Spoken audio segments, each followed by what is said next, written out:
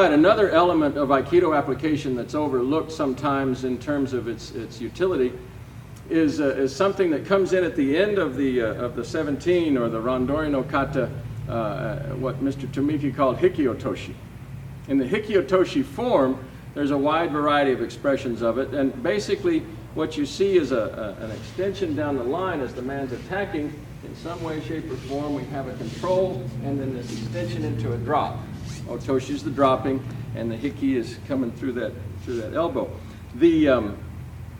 There's a lot of ways to get confused about this and to miss one of the central aspects of it, and it's central to the degree that it was, in fact, the first move that comes out of judo kata, from nagi no kata in judo that Mr. Kano developed. It's the first move that comes out of the Goshin Jitsu no kata that Mr. Tomiki developed as a self-defense form for Aikido. And so it embodies a pretty central idea in terms of self-defense. Now, it's not your preference in self-defense because it involves a back step. Back steps are inherently a bit more dangerous than front steps. Front steps, my eyes are focused, he's coming to engage me, I'm taking a front step, I can see what's in front of me.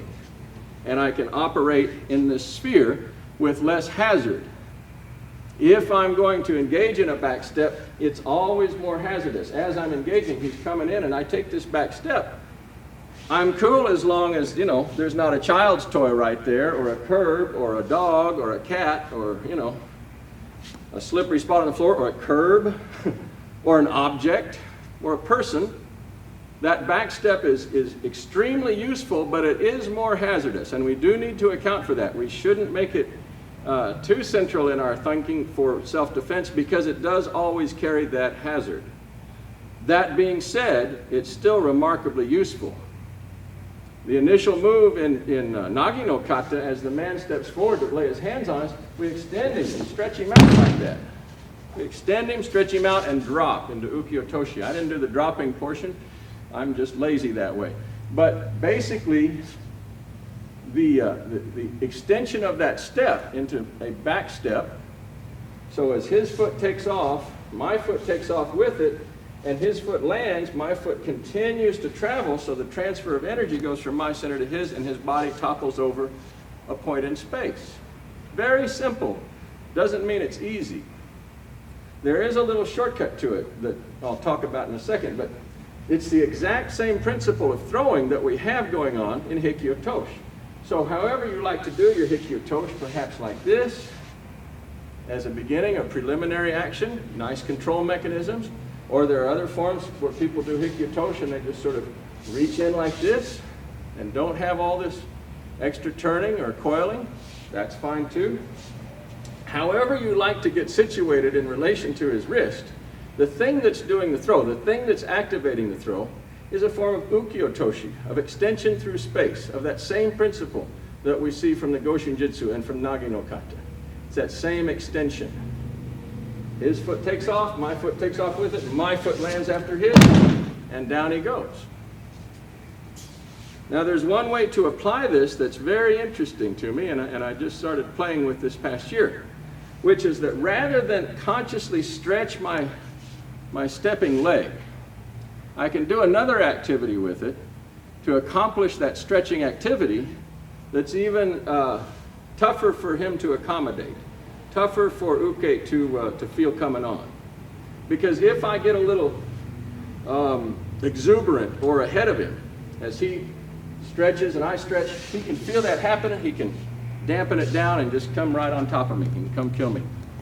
I get ahead of him and he feels it start to pull him, and boy, his body can reflex against that and stop that.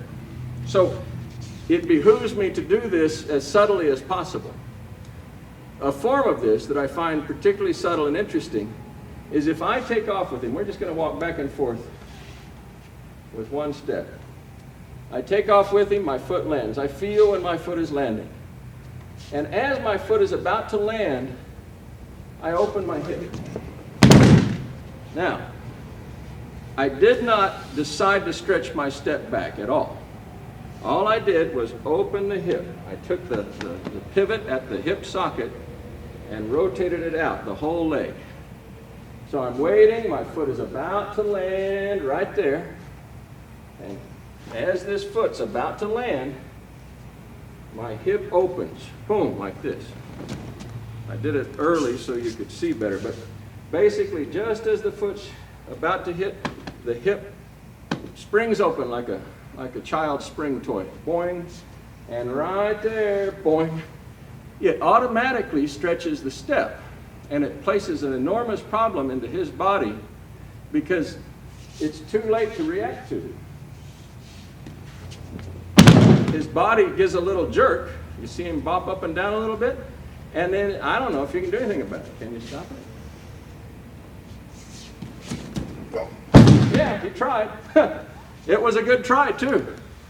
I don't know if I could have done that. So he got into a fibrillation with his body into that off balance, and as he reacted, everything turned in the other direction. That's fascinating to me. That's really cool. But because the action of off balance is occurring, the stretching of that step is happening way, way late, and it's also invoking the power of that hip, it's giving him actually two problems to solve. It's not just one problem. The stretching the step by itself is a pretty bad problem. Boom, when the foot lands straight.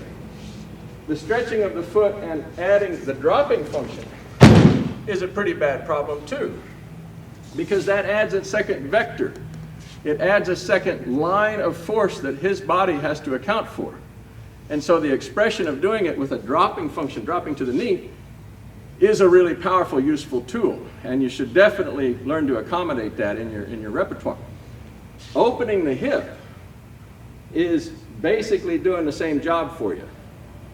As my foot stretches and lands and it delivers the energy to his body, just as the foot's about to make purchase on the ground, the hip opens. As my hip opens, his hip has to respond to that.